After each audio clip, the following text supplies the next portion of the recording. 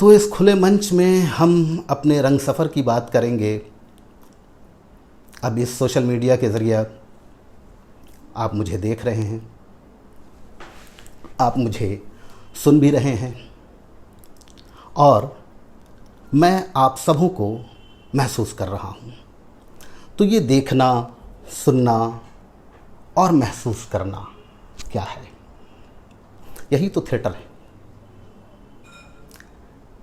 ये देखने का अमल या सुनने का अमल कब से शुरू हुआ? जाहिर सी बात है कि इंसान ने जब पहली बार किसी इंसान को देखा होगा, सुना होगा, देखा होगा तो कुछ महसूस किया होगा। एक इंसान ने दूसरे इंसान को देखा, दूसरे ने तीसरे को देखा, फिर उसके मुंह से जो आवाज़ निकली, जो ध्वनि निकली, उसको सुना होगा इंसान ने, और वो ध्वनि शब्द में बदल गया, शब्द वाक्य में बदल गया, और ये देखना और सुनना इंसान का उसके मस्तिष्क में जमा होता चला गया। अब देखे हुए दृश्य और सुने हुए ध्वनि, इन दोनों को उसकी यादगार बनती चली गई और उसके दिमाग में एक दुनिया बनाती चली गई। अब वही इंसान उस दुनिया को जो उसने अपने जहन में बनाया था, वो दूसरे इंसान को दिखाना शुरू किया, जिसमें उसने अपने जज्बात का इस्तेमाल किया, अपने एहसासात का इस्तेमाल किया, और उसमें जो उसने महसूस किया अपने चारों तरफ के अतराफ से, अपने माहौल से, उस माहौल का जिक्र उसने अपने देखने और अपने सुनने के तजुर्बे में ढालकर लोगों को दिखाना और सुनाना शुरू कर दिया। तो यही है देखने और सुनने का अमल। अब ये देखने और सुनने का जो अमल है, सफ़र करता रहा है, लाखों साल, हज़ारों साल सफ़र करता करता कहाँ पहुँचा? जाहिर सी बात है कि यूनान पहुँचा, यानी ग्रीस पहुँचा। वहाँ जाकर इसकी शक्ल और तरक्की करती चली गई। इस शक्ल ने एक पूरे फ़न का मुज़ाहरा किया, यानी एक पूरे फ़न की शक्ल इख्तियार कर गया। देखना, सुनना और महसूस करना, दिखाना, सुनाना और महसूस करवाना, ये जो फ़न है में तब्दील होता चला गया, तरक्की करता करता, और वहाँ ये फ़न ड्रामा कहलाया। उस ड्रामे की दो किस्में वहाँ कहलाईं, ट्रेजेडी और कॉमेडी। इसी तरह से देवी देवताओं की गोद से जब ये फ़न उतर कर सरज़मीन हिंद पे पहुँचा, तो यहाँ ये नाटक कहलाया, और यहाँ भी नाटक की दो किस्में कहलाईं, एक नाटक, एक रूपक और दूसरा उपरूपक। यानी हमारे यहाँ, हमारी सरज़मीन पे नाटक की दो किस्में रहीं, रूपक और उपरूपक, और जो विदेश में यानी ग्रीस में उसकी शक्लें ट्रेजेडी और कॉमेडी की रहीं। ट्रेजेडी की फिर कई किस्में हुई, कॉमेडी की कई किस्में हुई, और उसके बाद यहाँ रूपक और उपरूपक की अलग अलग किस्में बनती चली गईं। रूपक की 10 किस्में हैं जैसा कि आप जानते हैं, और उपरूपक की 18 किस्में हैं। तो ये अलग अलग तरीके से खेल का तरीका, यानी इंसान के देखने, दिखाने और सुनने, सुनाने, महसूस करने और महसूस करवाने का जो अमल है, जो फ़न है, वो अब अलग अलग ढंग से लोगों के सामने आना शुरू हो गया। लेकिन इन दोनों अमल में बहुत बड़ा एक फ़र्क है। यानी हमारे यहाँ की सरज़मीन में जो दिखाने का अमल रहा है, जो दिखाने का तरीका रहा है, वो यूनान का जो तरीका रहा है उससे बिल्कुल मुख्तलिफ रहा है। वहाँ ट्रेजेडी ड्रामे की आला किस्में हैं, लेकिन हमारे यहाँ के ड्रामों में, यानी संस्कृत ड्रामों में, ट्रेजेडी बिल्कुल नहीं है।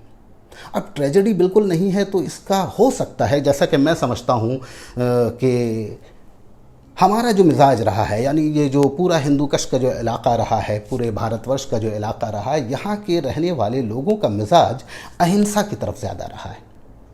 हिंसक यानी जुल्म, मार काट, ये सब चीज़ें यहाँ के मिजाज में कभी भी नहीं ढली। शायद यही वजह रही है कि हमारे यहाँ ट्रेजेडी ड्रामा नहीं हुआ। हमारे संस्कृत नाटकों में, हमारे पुराने नाटकों में संस्कृत ड्रामे का कोई वजूद नहीं मिलता है।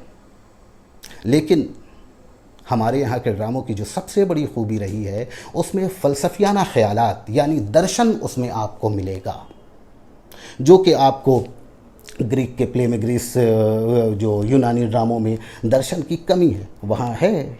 अच्छे अच्छे ड्रामे लिखे गए हैं, बहुत अच्छे अच्छे ड्रामे हुए हैं जो आज भी आप देख सकते हैं। लेकिन जो फ़िलासफ़ी, जो फ़लसफ़ा, जो ख़यालात, जो रस हमें कालिदास जैसे नाटकों में मिलता है, वो शायद हमें दूसरे नाटकों में नहीं मिलता है। तो नाटक का सफ़र यानी देखने और दिखाने, सुनने और सुनाने और महसूस करने और महसूस करवाने का जो अमल है, वो तरक्की करता करता लाखों साल, हज़ारों साल से बहता हुआ, आगे बढ़ता हुआ वो 18वीं सदी तक हिंदुस्तान में पहुंच जाता है। और ये 18वीं सदी में एक अलग किस्म का एक बदलाव आता है थिएटर में। वो बदलाव तब आता है जब मगरबी ड्रामे यानी पश्चिम के जो ड्रामे हैं, जब हिंदुस्तान में आकर खेले जाने लगे। तो जाहिर सी बात है कि हमारे यहाँ का जो कला, जो ड्रामे थे, वो अलग अलग शक्लों में बट चुके थे, अलग अलग प्रांतों में, जो जिसे हम फोक थिएटर कहते हैं, जो अलग इससे था। लेकिन जब वेस्टर्न थिएटर यहाँ आया तो उसकी शक्लें थोड़ी सी बदलनी शुरू हुई और उसमें एक मिलाप शुरू हुआ। अब ये वेस्टर्न थिएटर की शुरुआत भी अगर हम कहें तो कहाँ से हुई, पुर्तगालियों ने शुरू किया या अंग्रेज़ों ने शुरू किया, ये कहना ज़रा मुश्किल है। लेकिन इतनी बात तो हकीकत है कि मैं यानी अज़हर आलम या फिर हमारे साथ काम करने वाले कलकत्ते के जितने भी रंगकर्मी हैं, उनका ताल्लुक़ जिस शहर से है यानी शहर कलकत्ता से। ये वही शहर है कलकत्ता जहाँ पहली बार प्ले हाउस बना। 1753 में पहली बार प्ले हाउस बनाया गया। लाल बाज़ार का इलाका था, ये अंग्रेज़ों के ज़रिए बनाया गया था और उसमें सिर्फ अंग्रेज़ के अफसर ही उसमें ड्रामे पेश किया करते थे और उनकी जो नाजरीन, जो उनकी ऑडियंस होती थी, उनके जो दर्शक होते थे, वो भी अंग्रेज़ ही हुआ करते थे। फिर वहाँ से हटकर वो play house new play house के नाम से 1775 में दूसरी जगह मुंतकिल कर दिया गया, कलकत्ते में ही। मगर फिर वहाँ एक सिलसिला चला, यानी वहाँ से बढ़ता हुआ थिएटर कलकत्ते से, और फिर वहाँ से आप देखेंगे कि हिंदुस्तान में पहली बार यानी बंगला थिएटर में पहली बार एक लेबेडेव नाम का एक रूसी डायरेक्टर आता है और वो पहली बार ड्रामा खेलता है बंगला में, और वहाँ से बंगला थिएटर की शुरुआत होती है। यानी अब हम ये देखें कि थिएटर जो सफ़र तय करता हुआ, हज़ारों साल से आगे तरक्की की मंजिलों को तय करता हुआ यहाँ बढ़ा, और बंगाल में सबसे गहरी ज़मीन, सबसे पुख्ता ज़मीन अगर कहीं तैयार की है थिएटर ने, तो वो बंगाल में। और यानी 1753 से लेकर 2020 तक अनगिनत लोग आए जिसे आप शुमार नहीं कर सकते। सैकड़ों बड़ी बड़ी शख्सियतें हैं। कुछ तो इतनी बड़ी शख्सियतें हमारे बंगला थिएटर में जन्म ली हैं जो इंटरनेशनल लेवल पर, जिनकी अपनी शनाख्त है। जाहिर सी बात है, आप रविंद्रनाथ टैगोर, गिरीश घोष और बादल सरकार जैसे नाम को कभी नहीं भूल सकते, और कभी न भुलाया जाने वाला ही नाम है ये। तो अब इतनी बड़ी दुनिया में, थिएटर की इतनी बड़ी दुनिया, इतना बड़ा समंदर, उसमें अगर मैं अपनी बात करूं तो मेरी हैसियत शायद समंदर के पानी में एक कतरे के बराबर भी नहीं हो। लेकिन चलिए, जहाँ तक मेरे रंग सफ़र की बात है तो मैं कहता हूँ, और मुझे बड़ा गर्व है और बड़ी खुशी है, बड़ा फ़ख्र महसूस होता है कि मैं ऐसे शहर कलकत्ता से हूँ जिसे थिएटर का मक्का कहा जाता है। यानी वो जगह है जहाँ थिएटर की बड़ी इज़्ज़त होती है, थिएटर करने वालों की इज़्ज़त होती है, दर्शकों की, अदाकारों की, राइटर्स की बड़ी इज़्ज़त की जाती है। और दूसरी जगहों पे भी ये सूरत है, ऐसी बात नहीं है। लेकिन कलकत्ते में, ज़रा मैं कलकत्ते का रहने वाला हूँ तो कुछ ज़्यादा ही हो सकता है कि मैं बोल रहा हूँ, लेकिन ये सच है कि कलकत्ते का थिएटर, कलकत्ते का ट्रेडिशन, कलकत्ते ने हर ज़बान में थिएटर पैदा किया है। वो हिंदी हो, उर्दू हो, बंगला तो खैर है ही है।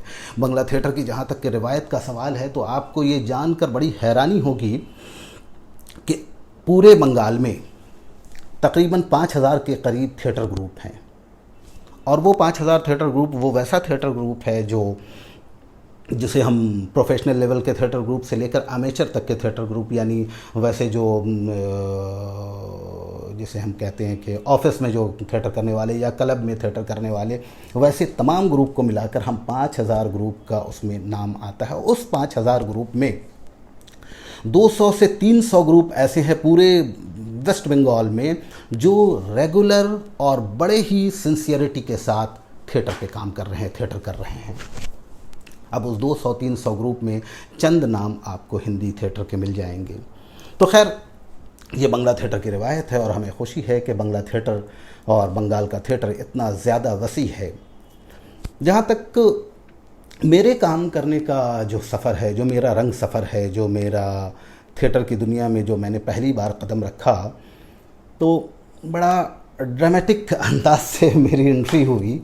वो ड्रामेटिक अंदाज, वैसे यूँ तो बचपन में ही एक आदत सी रही थी कि चोर पुलिस का खेल हम लोग खेला करते थे, और जैसा कि हर कोई अपने बचपने में खेला करता है, कोई चोर बन गया, कोई पुलिस बन गया और एक दूसरे की अदाकारी करता हुआ वो हाइड एंड सीक वाला खेल खेलता रहा है। तो वो जाहिर सी बात है वो खेलता रहा मैं, और छोटे छोटे किस्सों को, छोटे छोटे लतीफ़ों को और छोटी छोटी कहानियों और वाक़यों को हम 2-4 दोस्त मिल करके अदाकारी के ज़रिए उसको किया भी करते थे। लेकिन बाज़ाब्ता स्टेज पर आना वो एक ड्रामेटिक एंट्री थी, यानी एक जो मेरा डेबू कहा जाए थिएटर में, वो ये था। ये बात है 1986 की। 1986 में मैं मौलाना आज़ाद कॉलेज में पढ़ रहा था और मैं क्लास 11 में था। उस ज़माने में क्लास 11 का फाइनल ईयर था, मैं 12 का फाइनल ईयर था। तो यानी मैं क्लास 12 में था और हमारे कॉलेज का गोल्डन जुबली होने वाला था। और सबसे बड़ी बात यह है कि उस कॉलेज के गोल्डन जुबली में एक ड्रामा पेश करना था जो कि ज़हीर अनवर की हिदायतकारी में हुई थी। ज़हीर अनवर साहब यहाँ के उर्दू के प्ले राइट हैं, डायरेक्टर हैं और हमारे उस्ताद भी हैं। तो उनके निर्देशन में एक ड्रामा पेश करना था और अब कास्ट को लेकर बड़ी फ़िक्र हो रही थी सबको कि कैसे क्या कास्ट किया जाए। उसमें एक कैरेक्टर, एक लड़की का भी कैरेक्टर था और जाहिर सी बात है कि वो कॉलेज बॉयज़ कॉलेज था। अब इस बॉयज़ कॉलेज में लड़की कहाँ से आए? कोई भी लड़का लड़की का कैरेक्टर करने के लिए तैयार नहीं था। तो मैंने कहा कि मैं ये रोल करूँगा। तो मैंने सबसे पहला किरदार जो अदा किया, जो रोल किया मैंने, वो एक लड़की का ही कैरेक्टर था। गोया कि एक बॉयज़ कॉलेज में लड़की का रोल करना ये बड़ी हिम्मत की बात है, इसलिए कि इतना आपको चिढ़ाया जाएगा कि रहना मुश्किल हो जाएगा। लेकिन ऐसा नहीं हुआ। मेरे साथियों ने, मेरे दोस्तों ने बड़ा साथ दिया मेरा और वो नहीं आया, लेकिन बहुत ही कामयाब ड्रामा रहा। तो 1986 से लेकर आज तक ऐसा कोई भी मौका नहीं गया है, या ऐसा मैं कहूँगा मेरा ऐसा कोई भी हफ्ता, ऐसा कोई भी दिन नहीं गया है कि जब मैंने थिएटर न किया हो या थिएटर पे बात ना हुई हो या थिएटर से मैं किसी भी लेवल पे, किसी भी तरीके से मैं डिटैच नहीं हुआ उसके बाद से। यानी 1986 में पहली बार करने के बाद फिर वो जाहिर सी बात है कि कॉलेज का ज़माना था, उसमें एक कॉम्पिटिशन्स थिएटर हुआ करते थे, तो हम लोग अलग अलग ड्रामे लेकर जाया करते थे। फिर उसके बाद जब एक 2-3 ड्रामे ऐसे थे जो हम रेगुलर उसे पेश किया करते थे। कैदी ड्रामा था, और फिर एक हमारा एक साथी हुआ करता था सैयद हैदर अली नाम का, जो बेचारा 2 बरस पहले जिसकी मौत हो गई है। बहुत अच्छा राइटर और डायरेक्टर था, तो उसके साथ हम लोग काम करने लगे। वो डायरेक्शन भी देता था और लिखता भी था, तो वो सिलसिला चलता रहा। लेकिन हमारे काम में जब तब्दीली आई, जब मैंने यूनिवर्सिटी में एमए के लिए दाखिला लिया, और यूनिवर्सिटी में आने के बाद एक अलग माहौल मुझे मिला। अलग माहौल इस तरह से कि मैं पहली बार बंगला के माहौल से वाकिफ़ हुआ।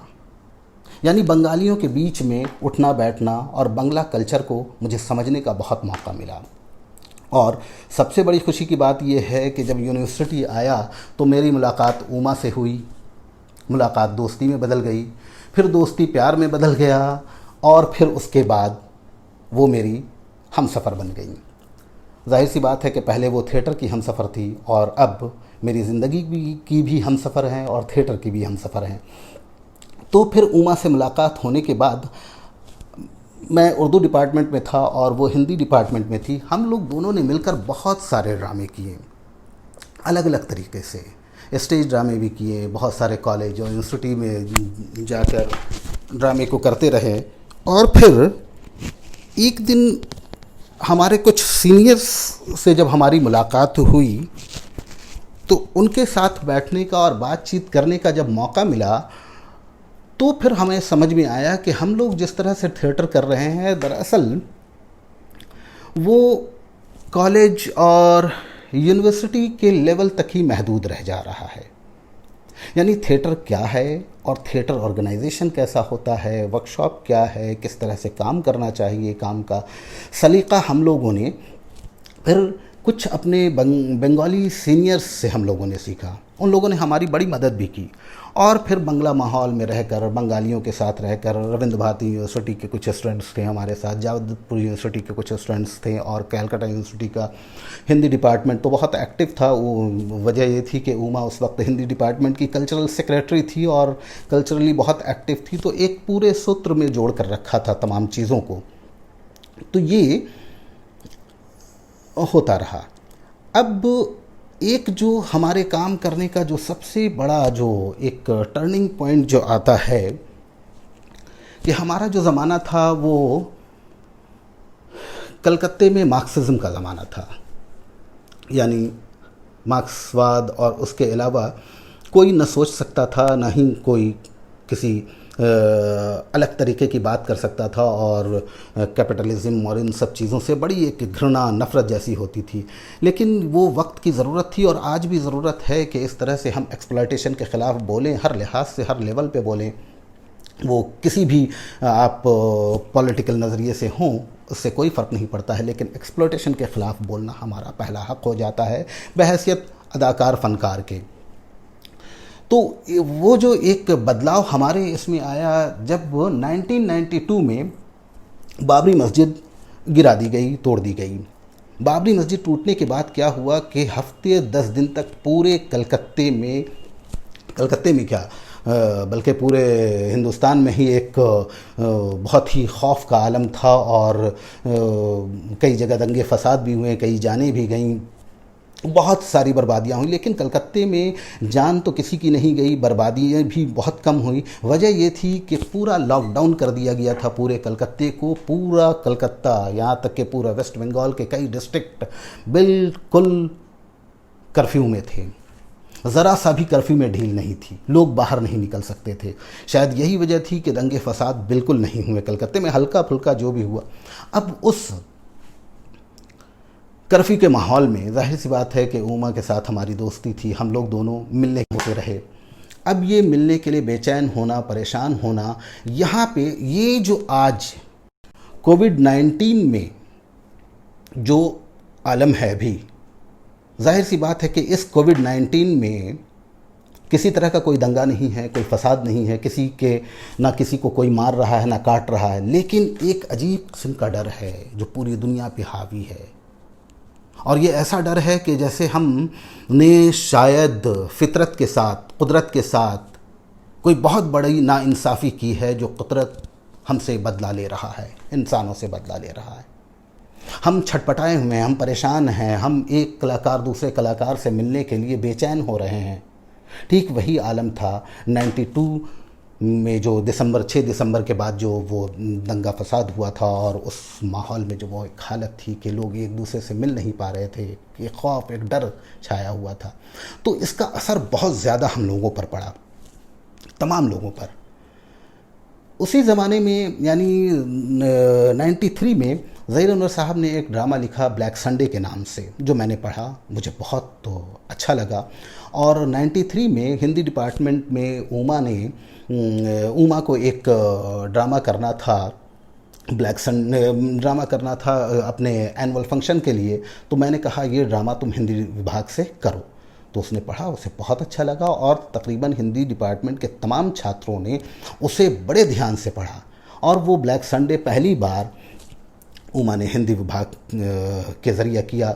फिर उसके बाद उसी ड्रामे को पहली बार मैंने बहैसियत हिदायतकार यानी एक डायरेक्टर के तौर पर उसे मैंने, वो एक छोटा सा 1 एक्ट प्ले है जिसे मैंने 94 में किया। और ये ड्रामा जाहिर सी बात है कि ब्लैक संडे नाम है, तो वो जो बाबरी मस्जिद जिस दिन टूटी थी वो एतवार का दिन था, संडे था और 6 दिसंबर था। उसी मुनासबत से इसकी नाम रखी गई थी और रखा गया था। और उस ड्रामे का थीम वही नेशनल इंटीग्रेशन था और बहुत ही इमोशनल एक ड्रामा था। और ये ड्रामा स्ट्रीट प्ले था, यानी मैंने पहला ड्रामा जो डायरेक्ट किया वो स्ट्रीट प्ले ही था। अब वहाँ से हम लगातार काम करते रहे। ब्लैक संडे के बाद फिर हमने महाकाल जैसा ड्रामा किया और फिर ब्लैक संडे करने के बाद हमें एहसास हुआ कि हम जो जिस तरह से कॉलेज लेवल पे या यूनिवर्सिटी लेवल पे ड्रामे कर रहे हैं तो उससे अब बात नहीं बनेगी। तो हमने और उमा ने दोनों ने मिलकर ये फैसला किया कि क्यों न एक थिएटर ग्रुप बनाया जाए जिसकी पहचान ज़बान से नहीं हो, यानी वो ना उर्दू का थिएटर हो ना हिंदी का थिएटर हो, यानी वो प्योरली हिंदुस्तानी थिएटर हो। ऐसा थिएटर हो जहाँ हम हर तरह की बात कर सकें। तो हम लोगों ने मिलकर एक थिएटर ग्रुप फॉर्म किया जिसका नाम लिटिल थेस्पियन है। आप लोग शायद वाकिफ़ होंगे लिटिल थेस्पियन के नाम से। लिटिल थेस्पियन जो अभी एक बड़ी रिपर्टरी में से है, कलकत्ते की बड़ी रिपर्टरी में से है और अभी इसकी रिपर्टरी में 16-17 प्रोडक्शन हैं जो रनिंग प्रोडक्शन है जो चल रहे हैं और 40 के करीब कहानियों का कोलाज है। तो लिटिल थेस्पियन के बैनर तले वो ड्रामे हम लोग करते चले गए। वो एक अलग ही ये है, यानी लिटिल थेस्पियन के बैनर तले हमने महाकाल किया, सुलगते चिनार किया और वहाँ से लेकर रूहें ड्रामे तक एक लंबा सफ़र है। फिर हम लोगों ने लिटिल थेस्पियन के ज़रिए नेशनल थिएटर भी करना शुरू किया। अब ये नेशनल थिएटर, आपको एक बात बताते हुए मुझे बड़ी खुशी हो रही है कि मैं आपको बताऊं कि जश्न रंग के नाम से हमने नेशनल थिएटर की शुरुआत की लिटिल थेस्पियन के बैनर तले। आपको हैरत होगी ये जानकर कि पूरे वेस्ट बंगाल में एक भी ऐसा थिएटर ऑर्गेनाइजेशन या थिएटर ग्रुप नहीं है जो हिंदी में थिएटर फेस्टिवल करवाता हो या थिएटर पे सेमिनार या कॉन्फ्रेंस करवाता हो, सिवाय लिटिल थेस्पियन के। हमारा 9वां साल है, यानी 2010 से हमने लिटिल थेस्पियन के ज़रिए ड्रामे करना शुरू की, फेस्टिवल जश्न रंग के नाम से फेस्टिवल की शुरुआत की। अब ये जश्न रंग की शुरुआत जो हुई है उसके पीछे एक बड़ी अच्छी कहानी है। कहानी ये है, मैं यूँ कहूँगा कि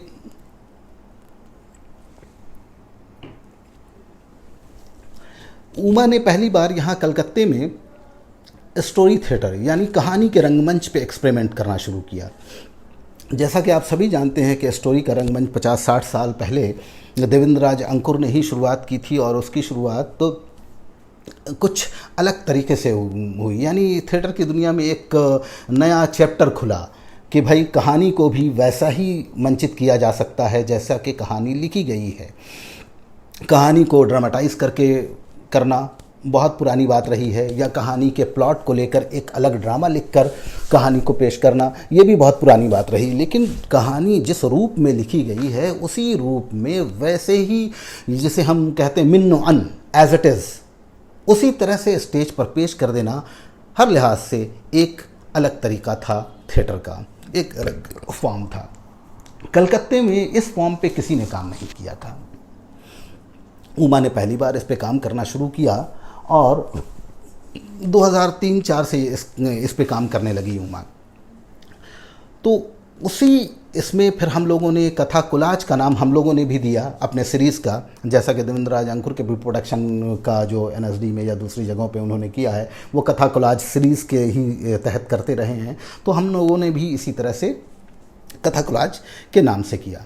तो उमा ने इसको स्टोरी थिएटर के नाम से स्टोरी थिएटर की शुरुआत की और हमारे इसमें एक पूरी रिपर्टरी में तकरीबन 30-35 कहानियों का एक पूरा प्रोडक्शन तैयार हो चुका था। और एक सबसे अच्छी बात ये थी कि इसी विषय पर, इसी सब्जेक्ट पर उमा ने मिनिस्ट्री ऑफ कल्चर से फेलोशिप भी ली थी और उस पर काम भी कर रही थी। तो इतने सारे प्रोडक्शन होने के बाद एक दिन अचानक ख्याल आया कि हम लोग क्यों ना इसे एक फेस्टिवल के तौर पे करें। तो ये ख्याल आना ही था कि हम लोगों ने पहली बार जश्न रंग कथा कोलाज फेस्टिवल यानी कहानियों के रंगमंच के फेस्टिवल किया। और उसके बाद फिर हम लोगों ने मंटो की सदी मनाई, जिसमें मंटो जश्न बेलगाम मंटो के नाम से किया। उसके बाद फिर हम लोगों ने एक फेस्टिवल जो है वो रविंद्रनाथ टैगोर की 150 साला सदी मनाई, उसका नाम हमने जश्न टैगोर रखा और वो भी नेशनल फेस्टिवल था हमारा। उसके बाद फिर हमने एक सदी मनाई कृष्णचंद्र और भीष्म साहनी सदी, तो वो भी हम लोगों ने इसी तहत मनाया और उसके में हमारे सेमिनार भी होते रहे। तो ये सबसे बड़ा, और फिर हर साल हमारा ये रहा। तो ये हमारा सबसे बड़ा अचीवमेंट है लिटिल थेस्पियन का कि थिएटर फेस्टिवल ऑर्गेनाइज़ करता रहा है। आपको बताते हुए मुझे खुशी होगी कि हमारे इस फेस्टिवल में जिन लोगों ने सेमिनार में हिस्सा लिया था उसमें कई सेमिनार कई बरसों में, जश्न रंग में, बेलगाम मंटो में यानी मंटो सदी में, कृष्ण और भीष्म की सदी में, और फिर जश्न टैगोर के इसमें, उसमें कुछ बड़े नाम हैं, कुछ महत्वपूर्ण नाम हैं जो मैं कहना आपको सुनाना चाहूँगा, जैसे राम गोपाल बजाज, प्रयाग शुक्ल, देवेंद्रराज अंकुर, ज्योतिष जोशी, प्रतिभा अग्रवाल, उषा गांगुली, M.K. रैना, सुरेश भारद्वाज, असलम परवेज़, अखलाक असर, इकबाल मजीद, विजय बहादुर सिंह, जावेद सिद्दीकी वगैरह, ये नाम हैं। इन लोगों ने बड़ी मोहब्बत और बड़ी शफ़क़त के साथ हमारे इस फेस्टिवल में शिरकत की और इनके ब्लेसिंग्स हमें मिलते रहे। और हमने जो इस 9 साला जो 2019 में हमारा 9th जश्न रंग यानी 9th नेशनल थिएटर फेस्टिवल था 2010 से लेकर 2019 तक, उसमें जो बहुत ही अहम नाम है थिएटर की दुनिया के, जिन लोगों ने अपने ड्रामे पेश किए हैं उनके नाम में भी मैं आपको सुनाना चाहूँगा। हबीब तनवीर के ड्रामे हमारे प्रोडक्शन में आए, त्रिपुरारी शर्मा जी के, मुश्ताक काक साहब, उषा गांगुली जी, संजय उपाध्याय साहब, देवेंद्रराज अंकुर साहब, परवेज़ अख्तर साहब, अमित रोशन, इफ्रा काक और भवानी बशीर साहब, निलॉय राय, विनय वर्मा जी, पुंज प्रकाश और लई हसन साहब, सुरेश भारद्वाज साहब, इन लोगों ने अपने अपने ड्रामे बिल्कुल कम खर्च में हमारे यहाँ हमारे फेस्टिवल में आकर किया। हम इनके शुक्रगुजार आज भी हैं। और अगर किस्मत ने साथ दिया और इस कोरोना के इस महामारी से अगर हम निकल पाएँ तो जाहिर सी बात है कि 2020 का भी हमारा फेस्टिवल उसी तरह का ग्रांड फेस्टिवल होगा जैसा कि हम करते आए हैं। तो ये हमारे लिटिल थेस्पियन का एक सफ़र रहा है जिसे हम लोगों ने अपने कई कलाकार साथियों के साथ मिलकर इसे यहाँ तक पहुँचाया है। अब रही बात कि मैंने किस तरह का अनुभव किया, मेरे तजुर्बे क्या रहे थिएटर की दुनिया में, तो वो मैं आपके साथ कुछ शेयर करना चाहूँगा।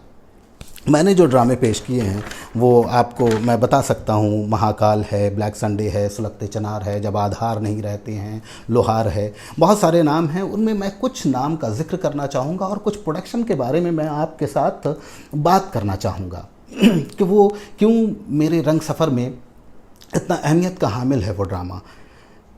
ब्लैक संडे के बारे में बताया ही कि वो किस तरह से इमोशनली हमारे साथ जुड़ा हुआ प्रोडक्शन था। हम तमाम यूनिवर्सिटी के जितने विद्यार्थी, जितने तालिब इल्म शागिर्द, जितने तालिब इल्म थे, जितने स्टूडेंट्स थे, उन सब के साथ जुड़ा हुआ था। वो बंगाली हो या हिंदी स्पीकिंग हो या उर्दू बोलने वाला हो, कोई भी हो, इतना गहरा असर किया था उस प्रोडक्शन ने हमारे। उसके बाद हमने जो एक ड्रामा किया सुलगते चनार के नाम से, यानी सुलगते चनार मैंने 96 में किया, पहली बार 96 दिसंबर में किया था। और सुलगते चनार मेरी ज़िंदगी का पहला ड्रामा है जो इसे मैंने लिखा। मेरा मूल नाटक नहीं है, यानी ये तबाजाद नहीं है मेरा, ये अडाप्टेशन है। मुल्क राज आनंद का एक नावल है डेथ ऑफ अ हीरो, उसे मैंने सुलगते चिनार के नाम से ड्रामाटाइज़ किया। ये ड्रामा असल में कश्मीर के बैकग्राउंड पे है। यानी मकबूल नाम का एक नेशनलिस्ट है, उसकी कहानी है, उसकी ज़िंदगी की कहानी है। मकबूल नाम का ये नेशनलिस्ट दरअसल उन कबायली हमलावरों का मुकाबला करता हुआ मारा जाता है। ऐसी बात है कि कबायली हमले या पाकिस्तान का एग्रेशन हमेशा से कश्मीर की तरफ रहा है, जिसके इरादों को हम हमेशा नाकाम करते रहे हैं। और ये जो ड्रामा है 1947 में हमें आज़ादी मिली अगस्त में, और सितंबर एंड और अक्टूबर के पहले हफ्ते में ही यानी 1947 के अक्टूबर में ही पाकिस्तान ने कबायली हमला करवा दिया पूरे कश्मीर पर, पूरे कश्मीर को कब्ज़ा करने के लिए। लेकिन ये नेहरू की अक्लमंदी थी कि उसने किस ढंग से पूरे उस हमले का मुकाबला किया, और वहाँ के अवाम ने किस तरह से, नेशनल कॉन्फ्रेंस ने किस तरह से नेहरू का साथ दिया, और ख़ास तौर पर मकबूल जैसा जो नेशनलिस्ट था उसने वो साथ दिया। तो ये पूरी कहानी, पूरा ड्रामा उसी पे है। और ये शायद उस ड्रामे को लिखते वक्त, उस ड्रामे को ड्रामाटाइज़ करते वक्त मैंने थिएटर की बहुत सारी बारीकियों को सीखना शुरू किया कि ड्रामा किस तरह लिखा जाता है और कैसे लिखना चाहिए। शायद अगर मैं पहला ड्रामा ही मूल्य नाटक लिखता तो वैसा नहीं लिख पाता जैसा कि मुझे मदद मिली ड्रामे को नॉवेल को ड्रामाटाइज़ करने में। उस नावल को ड्रामाटाइज़ करने की वजह से मुझे ड्रामा लिखने का एक तरीक़ा और एक सलीक़ा आया, लिखना शुरू किया। और उसके बाद जो हमारा जो दूसरा एक प्रोडक्शन है जिसका मैं ज़िक्र करना चाहूँगा वो है लोहार ड्रामा। लोहार मेरी ज़िंदगी में यानी मेरे रंग सफ़र में एक टर्निंग पॉइंट है। पहला तो वो जब मैंने पहली बार स्टेज पर कदम रखा एक लड़की के किरदार में। दूसरा वो जब 94 में मैंने ब्लैक संडे जैसा ड्रामा किया, यानी 92 के फसाद के बाद जब ये ड्रामा किया। और तीसरा जो टर्निंग पॉइंट है मेरे थिएटर की ज़िंदगी का वो है लोहार ड्रामा। दरअसल लोहार ड्रामा 1999 में हम लोगों ने खेला, बलवंत गार्गी का लिखा हुआ लोहा कुट ड्रामा जिसे हम लोगों ने किया। और ये 1999 बर्टोल्ट ब्रेख्त की बर्थ सेंटेनरी थी, और उस वक्त वेस्ट बंगाल में बर्टोल्ट ब्रेख्त की बर्थ सेंटेनरी मनाई जा रही थी। तो उसी स्कीम के तहत वेस्ट बंगाल गवर्नमेंट ने 5 यंग डायरेक्टर्स को चुना था। मैं था, पार्थो बंदोपाध्याय जो NSD ग्रेजुएट हैं जो बहरमपुर में रहते हैं वो थे, गौतम हालदार थे, और एक और मैं नाम भूल रहा हूँ। और हम पाँच को मिलकर अलग अलग ड्रामा करना था। तो उसमें जब मुझे चुना गया ड्रामे के लिए तो मैंने लोहार ड्रामे का ही सिलेक्शन किया और उस ड्रामे को मैंने किया। और टर्निंग पॉइंट मैं इसलिए कह रहा हूँ कि पहली बार मैं 2 बड़ी शख्सियत के साथ, यानी 2 बड़ी शख्सियतों का साथ मुझे इस प्रोडक्शन में मिला। एक तो ऐन रशीद ख़ान साहब, अल्लाह उन्हें जन्नत नसीब करे, वो। दूसरे तपस्सेन जो जिसे हम लाइट डिज़ाइनर यानी जादूगर हम कहते हैं, लाइट विज़ार्ड कहते हैं। एक यानी उनका मुकाबला इंडियन थिएटर में शायद लाइट डिज़ाइन में किसी का नहीं है। तो ये 2 बड़ी शख्सियत के साथ जुड़ना, वो भी 99 में, जबकि मैं मेरी कोई वैसी शनाख्त नहीं थी, कोई पहचान नहीं थी और मैं बिल्कुल छोटा था। लेकिन इन दोनों की मोहब्बत थी कि ये लोग मेरे साथ, उमा के साथ और पूरे लिटिल थेस्पियन के परिवार के साथ जुड़कर काम किया इन लोगों ने।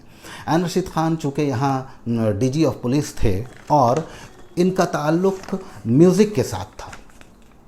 पुलिस के DG होने के बावजूद ये म्यूज़िक के साथ ये जुड़े हुए थे और इन्होंने कई फिल्मों में भी म्यूज़िक दी। गौतम घोष की एक फ़िल्म आई थी द सेवेंथ मैन, जिसके लिए उन्होंने म्यूज़िक दिया था और उस म्यूज़िक के लिए उन्हें नेशनल अवार्ड भी गवर्नमेंट ऑफ इंडिया की तरफ से मिला था। और उन्होंने हमारे इस ड्रामे में लोहार में लाइव म्यूज़िक दिया था। तपस्दा ने हमारे ड्रामे की लाइट डिज़ाइन की थी। तो इनके काम करने का तरीक़ा, उसने हमें काम करने के बहुत सारे तरीक़ों को सिखाया। इनके साथ जब हम बैठते थे अपने प्रोडक्शंस को लेकर, तो हर सिटिंग में, हर बैठक में, हर मुलाकात में एक नई चीज़ हम सीख कर निकलते थे। एन रशीद ख़ान के साथ जब जब बैठे तो मौसीकी क्या होती है, म्यूज़िक क्या है, संगीत क्या है, उसका इस्तेमाल कैसे होता है और संगीत का असर साहित्य पे, अदब के साथ कितना जुड़ा हुआ है और उसको परफॉर्मिंग आर्ट में हम किस तरह से कन्वर्ट करके ले जाते हैं और किस तरह से पेश करते हैं, ये सलीक़ा वहाँ से सीखा मैंने।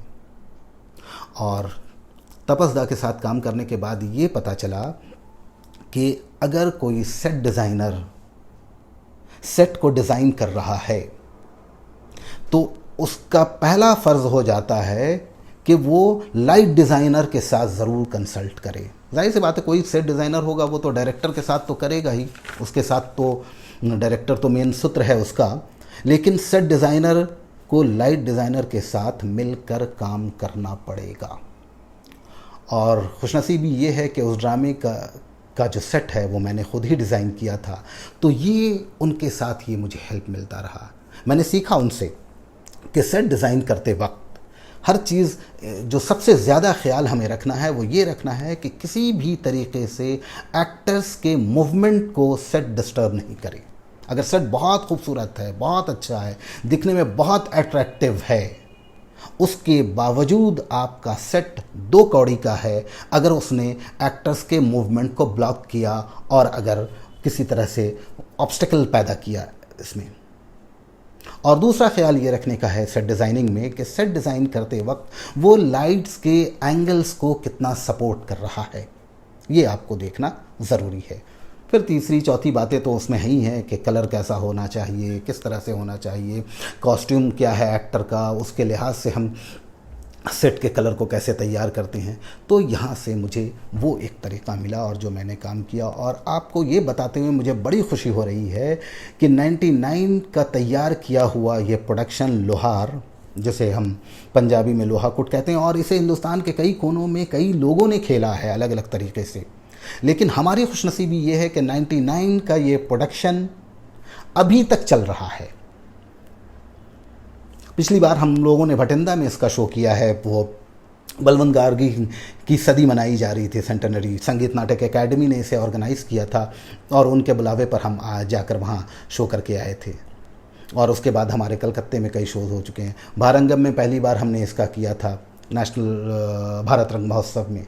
उसके बाद जो अभी एक ओलंपिक थिएटर हुआ था उसमें भी हमने इस लोहार नाटक को पेश किया है। तो लोहार नाटक के साथ एक यानी वो लर्निंग प्रोसेस था वो मेरा थिएटर, और आज भी है मेरे लिए। और उसमें एक बात और आपके साथ शेयर करने की बड़ी खुशी हो रही है मुझे बताते हुए कि उसमें कास्ट बड़े तब्दील होते रहे हैं। यानी लोहाकुट में, लोहार में लोहार का कैरेक्टर एक एक्टर किया करता था, वो कलकत्ता वो छोड़ गया, वो चला गया यहाँ से। उसके बाद से लोहार का किरदार हमेशा से मैं करता रहा और आज भी मैं ही कर रहा हूँ। संती के किरदार कई एक्ट्रेस ने, बेनू के किरदार को कई एक्ट्रेस ने किया, दीपा के किरदार जो उसका है उसने कई ये किया, सहेली एक बचनी का किरदार है उसे भी कई एक्ट्रेस ने किया, गज्जन एक किरदार है जिसे कई एक्टर ने उसे प्ले किया। तो इस तरह से कर रहे। लेकिन संती एक ऐसा वाहिद किरदार है उस प्रोडक्शन का जिसे पहले शो से लेकर अभी तक सिर्फ उमा ने किया और वो करती चली जा रही है। तो ये बहुत बड़ा एक किसी प्रोडक्शन के लिए और किसी ग्रुप के लिए ये बहुत ही एजाज़ की बात होती है कि उसका एक कोई कलाकार जो पहले शो से लेकर अभी तक के तकरीबन मैं समझता हूँ कि इसके अब तक 100 के करीब शो हो चुके होंगे, ज़्यादा ही हुए होंगे, मुझे उतना याद नहीं है, लेकिन इसे कई शहरों में हम लोग खेल चुके हैं, शोलापुर में और कई जगह पे, दिल्ली में, चंडीगढ़ में, भटिंडा में, और बंगाल के तो कई इलाकों में, कई डिस्ट्रिक्ट्स में हम खेल चुके हैं और कलकत्ते में करते गए हैं। तो ये मेरी ज़िंदगी का एक अलग है तजुर्बा रहा है। और यहाँ से थिएटर बिल्कुल यानी लिटिल थेस्पियन एक जो संजीदा तौर पर एक पूरे ऑर्गेनाइज्ड तरीके से आपके सामने लिटिल थेस्पियन भी पूरे इंडियन थिएटर के इसमें एक नज़र आता है कि एक ऑर्गेनाइज्ड, वेल ऑर्गेनाइज्ड ग्रुप है। तो ये इस लोहार प्रोडक्शन का ही नतीजा है। लोहार के बाद जो मेरा एक इम्पॉर्टेंट प्ले जो रहा है वो रहा है, मैं आपके साथ शेयर करना चाहूँगा, वो है रॉक्सी को सृष्टि करता एक ड्रामा, एक छोटा सा ड्रामा। वो है लियो टॉल्स्टॉय की एक नज़्म है, बाद में लियो टॉल्स्टॉय ने उसे एक वन एक्ट प्ले के तौर पे लिखा भी, द फर्स्ट डिस्टिलर, यानी पहला शराब बनाने वाला।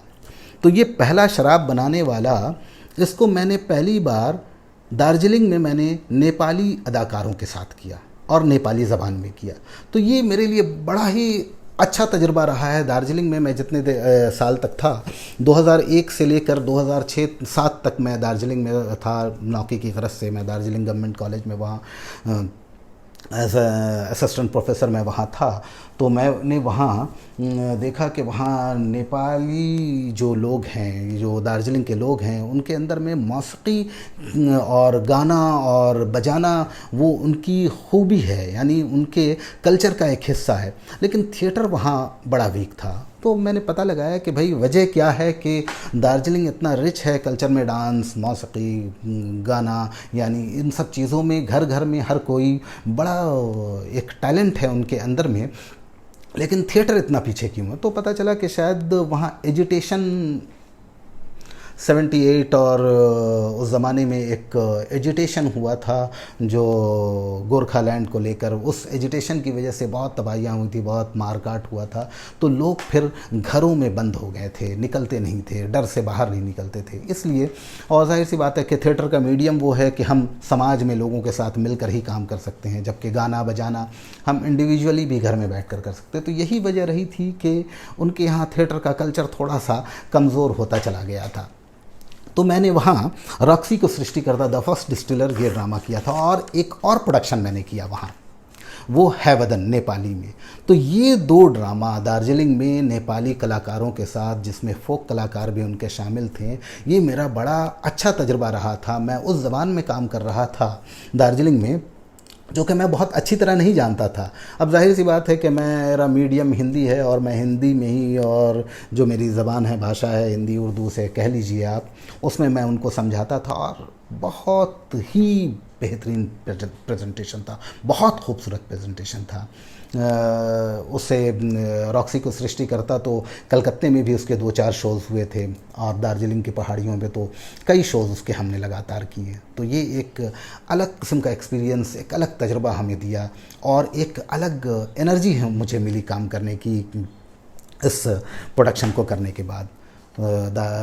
रॉक्सी को सृष्टि करता और हैवदन जो गिरीश कर्नाड का लिखा हुआ है, जिसे पहली बार नेपाली में खेला गया, मैंने किया। और आपको एक बात बताऊं कि हैवदन जब मैंने किया था तो उसमें एक तजर्बा मैंने किया था, वो ये कि हैवदन में 2 किरदार है, गुड्डा और गुड़िया का।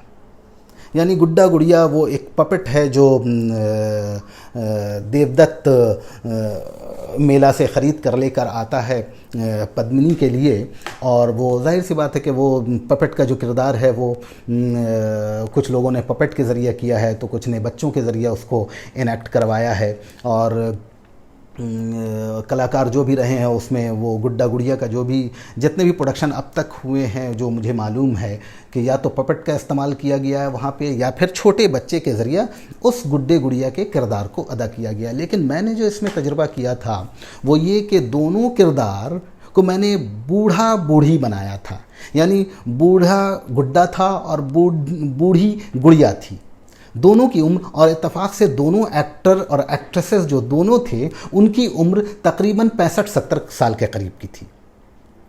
यानी 65 साल की गुड़िया का किरदार जिस कलाकार ने किया था, जिस अदाकारा ने, वो 65 साल की उम्र की थी, और तकरीबन 70 साल की उम्र के हमारे एक जो कलाकार थे वो थे।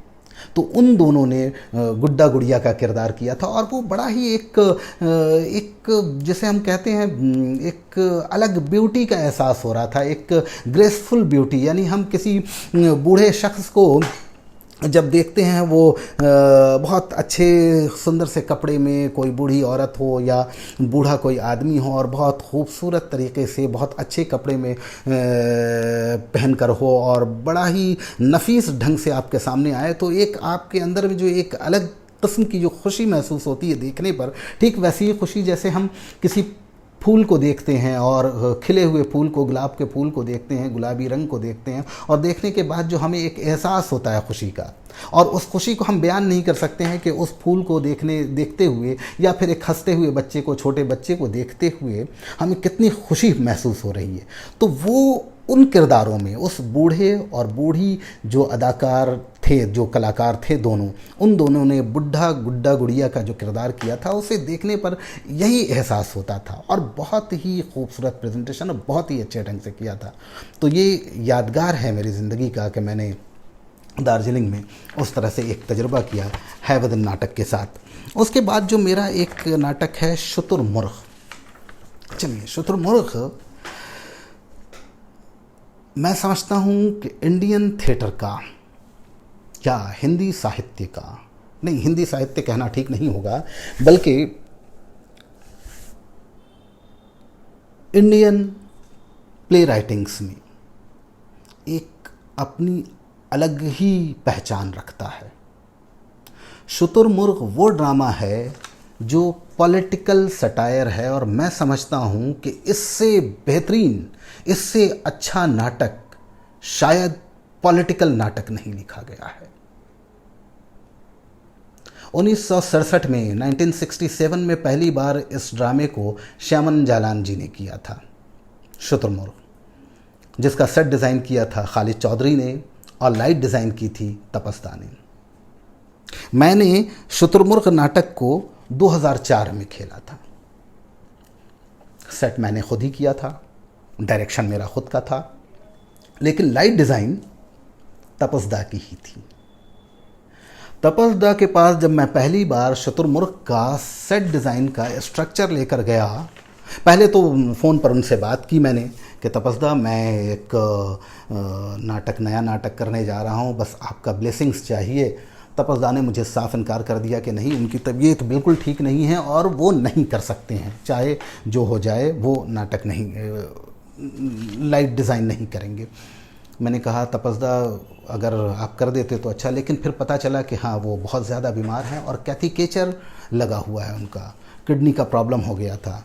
तो फिर मैंने हिम्मत हार दी कि भाई तपस्दा ने इनकार कर दिया है, चलिए अब किसी और लाइट डिज़ाइनर के बारे में हम सोचते हैं, देखते हैं क्या करते हैं।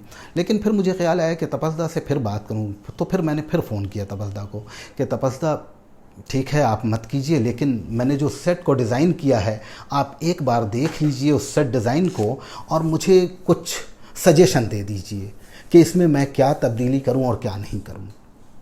तो फिर वो राज़ी हो गए और बुलाया कि ठीक है मैं सेट देखकर तुम्हें बता देता हूँ क्या होना चाहिए, लेकिन मैं लाइट डिज़ाइन नहीं करूँगा। आमी लाइट डिज़ाइन करते पारबो ना आजहर, आमी बोले दीची तुम आके, मतलब एकदम बिल्कुल गुस्सा होकर उन्होंने कहा था। मैंने कहा था कि जी तपस्दा जो जैसा आप कहें। तो फिर मैं और उमा दोनों मिलकर सेट डिज़ाइन जो 3D मॉडल बनाकर हम लोग लेकर गए थे कार्डबोर्ड पर पूरा एक यानी खोल कर, जब ले जाकर दिखाया उनको तो वो बिल्कुल एक तरह से शायद उनको अपनी पुरानी बात याद आ गई, जब उन्होंने श्यामन जालान जी के साथ किया था और शुतुरमुर्ग में उन्होंने लाइट डिज़ाइन किया था और खालिद चौधरी साहब का उसमें सेट डिज़ाइन था। वो मेरा सेट डिज़ाइन देखते ही उछल पड़े और उन्होंने कहा कि बहुत अच्छा सेट डिज़ाइन है, और फिर उन्होंने खुद ही कहा कि आमी तुम्हार ए नाटके लाइट डिज़ाइन कोरबो अजहर। मतलब मेरी ज़िंदगी का वो बहुत ही खुशी का पल था कि वो अपने से ही उन्होंने लाइट डिज़ाइन के लिए हामी भरी और मैं बिल्कुल पागल जैसा हो गया था। उनको मेरा सेट डिज़ाइन बहुत पसंद आया था। दरअसल मैंने जो सेट डिज़ाइन किया था वो पूरा ब्लैक एंड वाइट था। 2 बड़े फ्रेम ब्लैक एंड वाइट, एक ब्लैक एक वाइट लगाए, उसके बीच में एक बहुत बड़ा सिंहासन बनाया जो तकरीबन 6 फीट की ऊंचाई पे था और उसकी सीढ़ी लगाई। सब ब्लैक एंड वाइट है, ब्लैक फ्रेम, वाइट फ्रेम, बड़ा सा प्लेटफॉर्म जिसकी सीढ़ी और बीच से black white black white black white सीढ़ी आधा आधा कटती गई और सीढ़ी के नीचे बड़ा सा एक बिसात मैंने बिछाया, मतलब एक प्लेटफॉर्म था। तो सीढ़ी के नीचे जो एक प्लेटफॉर्म था काफ़ी बड़ा, वो शतरंज की बिसात यानी ब्लैक एंड वाइट पूरे खाने थे। ये मेरा सेट था और बड़े बड़े जो खंभे जो दरबार में हुआ करते हैं, जो बड़े बड़े पिलरें हुआ करती हैं, उसको मैंने शतरंज की गोटियों की तरह इस्तेमाल किया। तो एक तरफ कहीं हाथी था, एक तरफ घोड़ा रखा हुआ था और एक तरफ कहीं पैदल जिसे कहते हैं वो, एक तरफ वज़ीर। ये सब वो जो प्लेटफॉर्म जो बहुत बड़ा सा बना हुआ था बिल्कुल, वो अलग रखा हुआ था।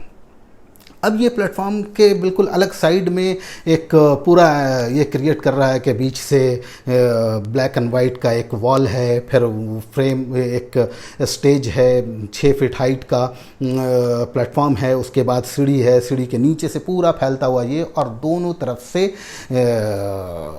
पिलर लगे हुए। तो एक बहुत खुला हुआ एम्बियंस और पूरे राजा महाराजा का एक अलग से एक भाव वो दे रहा था।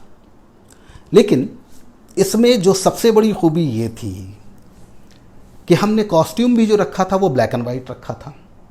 तमाम किरदार जितने भी राजा के मंत्री थे वो सारे के सारे ब्लैक रंग के प्रिंस सूट में थे और राजा जो था वो सफ़ेद रंग की धोती और सफ़ेद रंग का एक बड़ी सी चादर सफ़ेद रंग की थी, यानी सफ़ेद रंग का बादशाह था और सारे मंत्री ब्लैक कलर के प्रिंस सूट में थे। अब जब जिस तरह से नाटक आगे बढ़ता है, आखिर में क्या होता है कि जो महामंत्री का जो किरदार है वो बादशाह से बगावत करता है और बगावत करके बादशाह को मारने के लिए आता है, यानी राजा को मारने के लिए आता है। जब ये राजा को मारने के लिए आता है तो वो जो सिचुएशन है, वो जो सीक्वेंस है जो मैंने दिखाया था उस प्ले में, वो इस तरह से कि जैसे राजा जो है वो शतरंज की बिसात का सफ़ेद रंग का राजा का गोटी है, राजा का एक वो है, और बाकी वो जितने भी ब्लैक कलर के प्रिंस सूट में हैं वो काले रंग की गोटियां हैं। अब राजा उस बोर्ड पर जो सामने की तरफ बहुत बड़ा सा बोर्ड है, जिस जिस जगह मूव कर रहा है वहाँ पर एक पिलर उठाकर रख दे रहा है, यानी सामने से हाथी रख दिया, राजा उस तरफ मूव नहीं कर पा रहा है, डायलॉग आगे बढ़े, फिर उसके बाद बिटवीन द डायलॉग्स मूवमेंट आगे बढ़ा, फिर रखा, आखिर में महामंत्री इशारा करता है और राजा के पास एक ही घर बचा हुआ होता है और उस घर में जैसे ही आगे बढ़ता है महामंत्री के इशारे पर घोड़े को रख दिया जाता है। अब राजा उस किसी भी उस ब्लॉक में यानी शतरंज की जो बिसात है उसमें चलने के लिए चाल उसकी नहीं है और वहाँ पर वो थरथराता हुआ कांपता हुआ गिर कर मर जाता है। तो ये मैंने एक एक्सपेरिमेंट किया था और यही चीज़ तपस्दा को बहुत ज़्यादा पसंद आई थी, बहुत अच्छा लगा था उन्हें। तो ये मेरी ज़िंदगी का बहुत ही मतलब एक खुशी का पहलू रहा है कि हमने तपस्दा जैसे ग्रेट लाइट डिज़ाइनर के साथ हमने काम किया और बहुत कुछ सीखने का मौका मिला। और साथ में उस ड्रामे में मौसीकी पहली बार म्यूज़िक मुरारी राय चौधरी साहब ने दी थी। मुरारी राय चौधरी साहब ने जो मौसीकी दी थी वो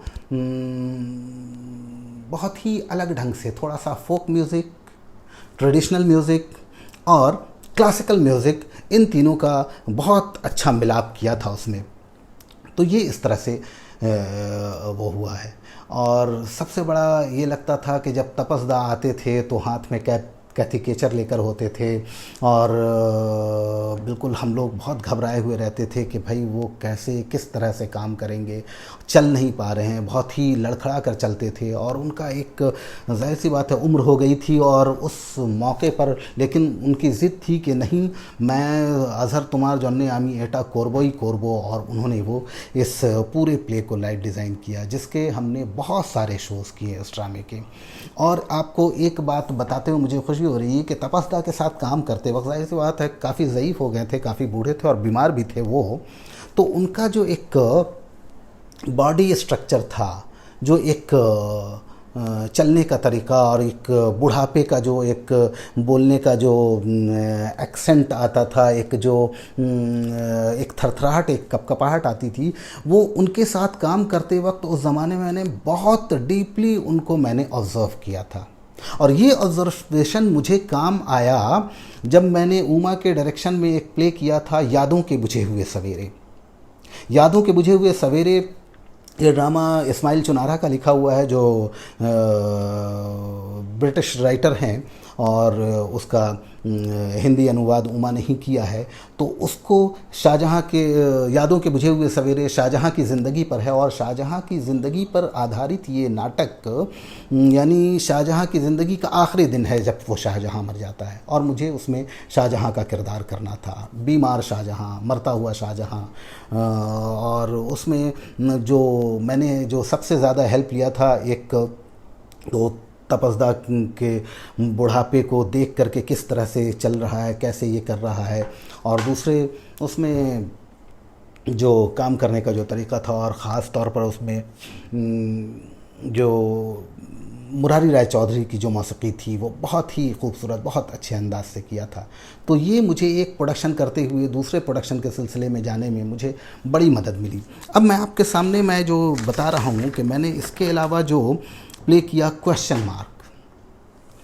मार्क भी इस्माइल चुनारा का लिखा हुआ ड्रामा है, जिसे मैंने ट्रांसलेट किया, हिंदुस्तानी ट्रांसलेशन था उसका।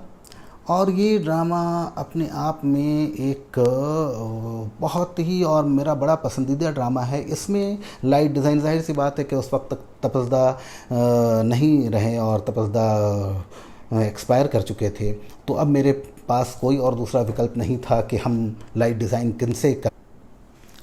तो उनके साहबजादे जॉय सेन, उनके साथ फिर लाइट डिज़ाइन का काम करने लगे।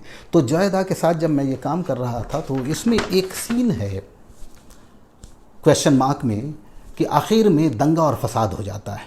अब ये दंगा और फसाद का सीन कन्वेंशनल तौर पे लोग जैसा दिखाते हैं कि लोग भाग रहे हैं, एक दूसरे को मार रहे हैं, पीछे से बम की आवाज़ है, गोली की आवाज़ है, लोगों के चीखने की आवाज़ है, चिल्लाने की आवाज़ है, जो कि आम तौर पर स्टेज पर दिखाया जाता है। लेकिन इसमें जो एक तजुर्बा मैंने किया कि मैंने एक भी एक्टर को स्टेज पर दंगा फसाद में नहीं दिखाया, ना ही किसी के चीखने, भागने और दौड़ने की आवाज़ दिखाई। बस सिर्फ़ और सिर्फ लाइट और म्यूज़िकल साउंड के ज़रिए उस पूरे सीन को, जो 1.5 मिनट का एक सीन है, उस पूरे 1.5 मिनट के एक सीन को क्रिएट किया। तो इसमें बहुत ज़्यादा मदद मुझे मिली जॉय सेन से, जिन्होंने लाइट डिज़ाइन किया था, और मुरारी राय चौधरी साहब से, जिन्होंने म्यूज़िक डिज़ाइन किया था इस प्ले का। तो उसमें एक ऐसा हॉरर क्रिएट होता है, और उसी दरमियान में एक मैनेकिन, जो ऊपर से एक पुतला, नंगा पुतला जो जला हुआ है, वो पुतला ऊपर से गिरता है, लटकता है वो पुतला ऊपर से, और वो बिल्कुल ज़ख्मी पुतला है और इस तरह से लगा हुआ है जैसे उसे जला दिया गया है, भून दिया गया है।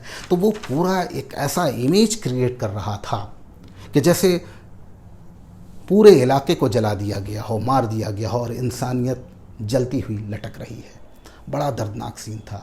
तो वो मैंने किया, और इसमें इस नाटक में लाइट डिज़ाइन जो किया जॉय सेन के काम करने का तरीका थोड़ा सा अलग था।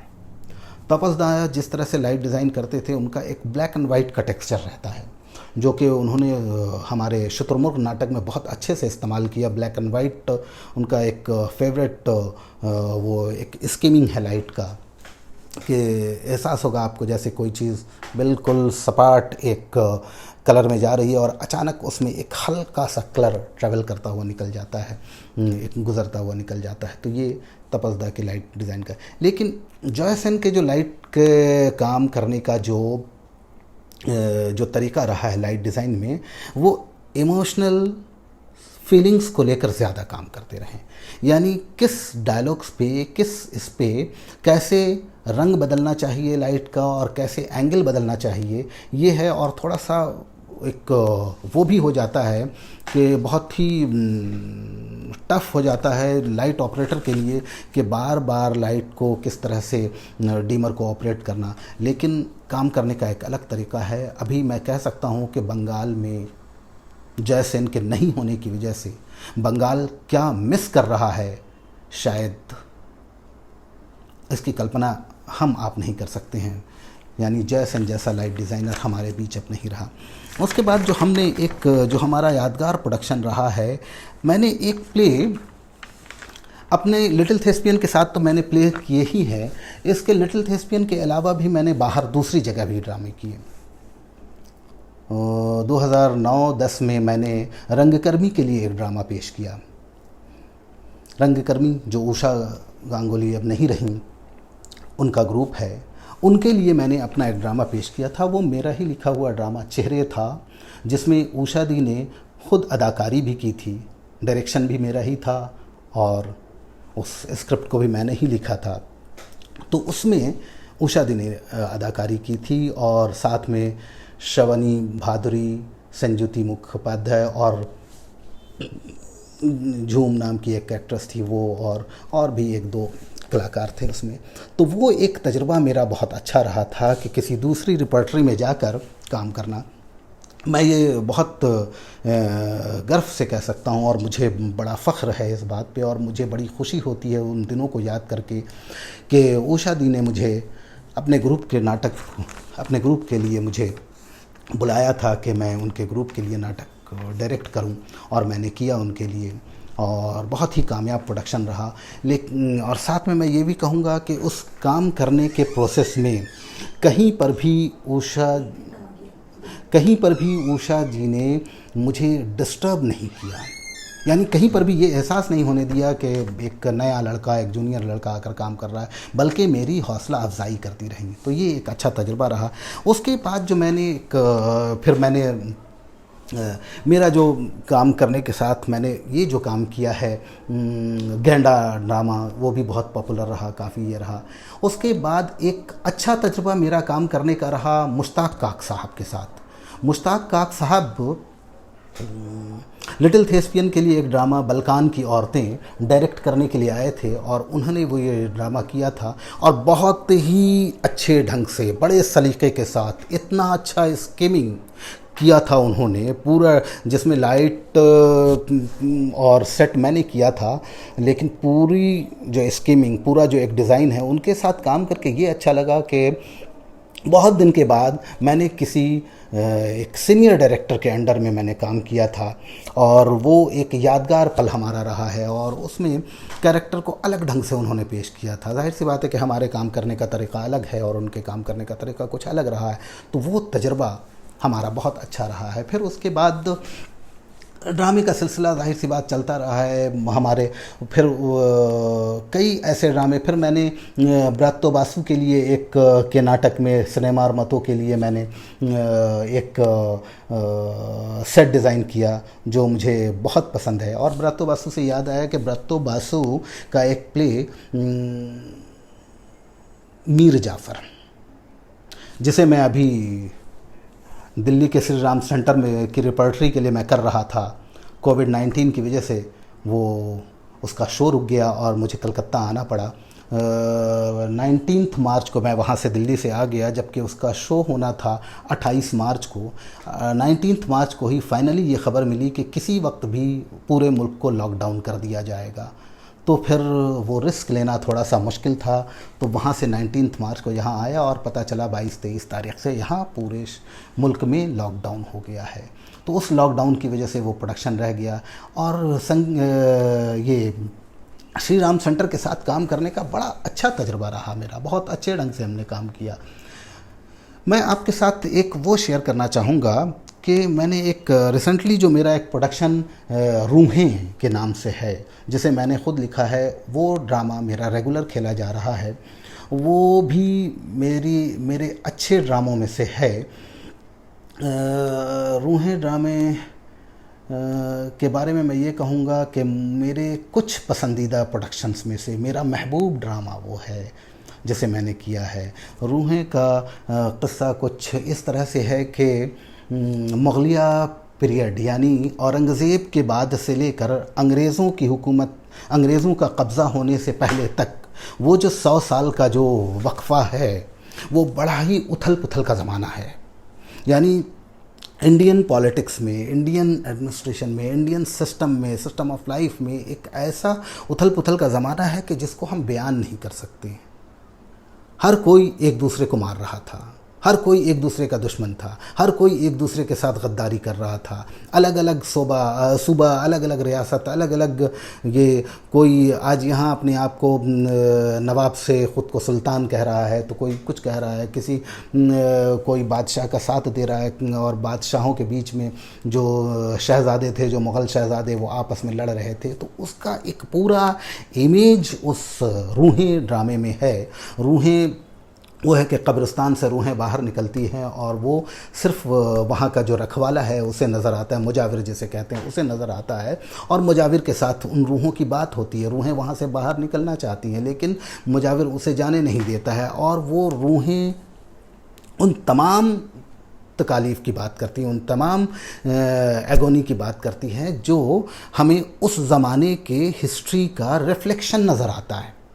अब उस ज़माने की हिस्ट्री के रिफ्लेक्शन को जब हम नाटक के माध्यम से देखते हैं तो हमें वो रिफ्लेक्शन अभी आज के जो सिस्टम में है, आज का जो दौर है हमारा, उसमें साफ तौर पर हमें नज़र आता है। यानी अगर मैं ये कहूँ कि राजीव गांधी के असैसिनेशन के बाद इंडियन पॉलिटिक्स में एक अजीब किस्म का रेस्टलेसनेस आया है, जो रेस्टलेसनेस अभी तक बरकरार है। मतलब चीज़ें बड़ी अजीब अजीब ढंग से हैं। हम किसी को अब ना सही कह सकते हैं, ना ही हम किसी को गलत करार दे सकते हैं। यानी एक अजीब दौर से हम गुज़र रहे हैं। हम वोट देते हैं किसी एक नेता को, और वो नेता जब कुर्सी पे बैठता है तो वो कभी भी बदल कर दूसरे दल में चला जाता है, दूसरी जगहों पे चला जाता है। तो ये एक अजीब किस्म का एक सिस्टम है हमारे यहाँ जो नहीं होना चाहिए। यानी हमने अगर किसी को वोट दिया है, किसी को हमने अगर सेलेक्ट किया है, अपना नेता माना है, तो उसकी तमाम तर खूबियों के साथ, उसके तमाम बैकग्राउंड के साथ, उसके तमाम पॉलिटिकल व्यू के साथ, उसके तमाम पॉलिटिकल ऑर्गेनाइजेशन सिस्टम के साथ हमने उसे चुना है। तो जब हमने उस नेता को उस पूरे सिस्टम के साथ चुना है तो उस नेता को किसी भी लेवल पे ये हक नहीं पहुंचता है कि वो अपना रंग बदलकर किसी दूसरे रंग में शामिल हो जाए। तो ये चीज़ें, जाहिर सी बात है कि वो जो दौर था, वो जो ज़माना था, तलवारबाजी का ज़माना था, एक दूसरे को मार काट का ज़माना था। ये ज़माना वो नहीं है। ये ज़माना शायद उसी तरह का कुछ है कि जब हम किसी को धोखा देते हैं या किसी के साथ दगा करते हैं या कुछ और करते हैं, या कुछ एक नई सोच जब हमारे ऊपर गलत ढंग से हावी होती है तो उसका नतीजा क्या निकलता है। ये वही चीज़ें हैं। अगर ये बादशाहत का ज़माना आज भी होता तो शायद मेरे ख़्याल में आज भी यहाँ मारकाट हो रहा होता, एक दूसरे को भाई भाई को मार रहा होता, ये हो रहा होता, जो कि पूरे डाउनफॉल ऑफ मुग़ल हिस्ट्री में जो हम देखते हैं वो करते हैं। तो ये सब चीज़ें हैं।